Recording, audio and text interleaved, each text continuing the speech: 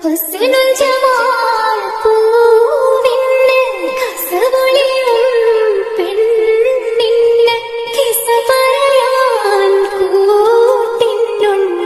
തെളിനൂറ് കഥയിൽ സവൊളിയാ